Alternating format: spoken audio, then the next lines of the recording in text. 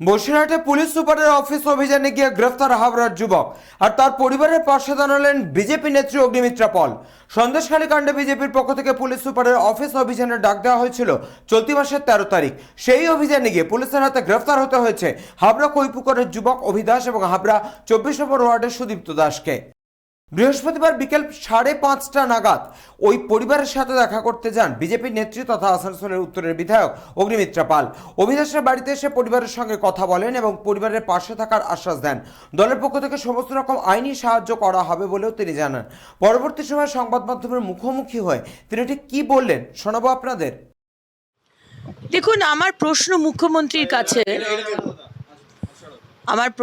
মুখ্যমন্ত্রী মমতা বন্দ্যোপাধ্যায়ের কাছে যে আপনাকে যখন 2011 সালে আপনি যখন মুখ্যমন্ত্রী হয়েছিলেন, আপনি বলেছিলেন বদলা নয় বদল চাই, কিন্তু তারপর থেকে আমরা দেখলাম শুধু বদলাই হয়ে গেল। এবং পশ্চিমবঙ্গের মহিলারা, আপনি মহিলা মুখ্যমন্ত্রী হওয়ার পরে তারা ভেবেছিল যে মহিলারা আরও বেশি সুরক্ষিত হবে, আমাদের আর বানতলার মতো অনিতা দিওয়ানের কেস দেখতে হবে না। কিন্তু তারপরে পার্ক স্ট্রিটে সুজেটের ঘটনা দেখলাম, ছোট্ট ঘটনা। আমরা কামদুনি দেখলাম, এখনো অবধি সে বিচার পেল না। মমতার পুলিশ সমস্ত তথ্য নষ্ট করে দিল। আমরা হাঁসখালি দেখলাম, আর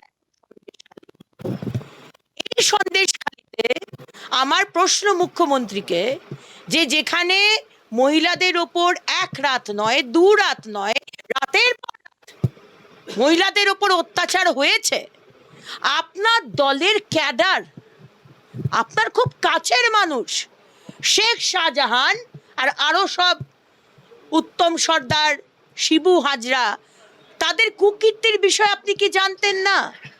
তাহলে জানার পরেও আপনি চুপ করেছিলেন এবং এটা হতে দিয়েছেন না। তারপরে বিজেপির আমাদের সভাপতি, প্রদেশের সভাপতি ডক্টর সুকান্ত মজুমদার যখন আন্দোলন করতে যায়, যখন এসপি অফিস ঘেরাও করতে যায়, তখন আজকে সাংঘাতিক নির্মমভাবে পুলিশ লাঠিচার্জ করে।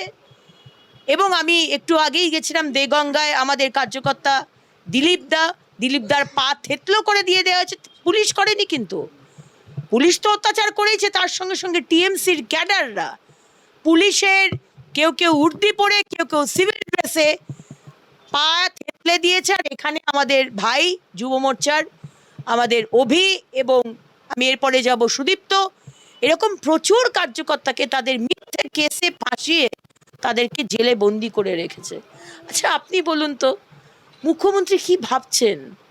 আপনি ভয় দেখিয়ে, কেস দিয়ে, এই যে মা চোখের জল ফেলছিলেন, মাকে বারণ করলাম, আমরা গর্বিত, আমাদের ভাইরা জেলে গেছে, আমরা গর্বিত, আমাদের কেস দিন, আমাদের নামে মিথ্যা প্রচার করুন, আমাদেরকে ভয় দেখান, আমাদেরকে আপনি ভোট দিতে দেবেন না।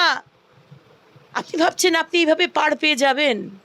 এটা পশ্চিমবঙ্গ, এটা অন্য রাজ্য নয়, এটা পশ্চিমবঙ্গ। মানুষের যখন জন আন্দোলন হয় না, জনরোষ, তখন কিন্তু সিপিএমও গেছে, আর এই স্বৈরাচারী শাসক মুখ্যমন্ত্রী মমতা বন্দ্যোপাধ্যায়ের যাবার সময় এসে গেছে। হাবড়া থেকে শান্তনু বিশ্বাসের রিপোর্ট, চ্যানেল 24/7।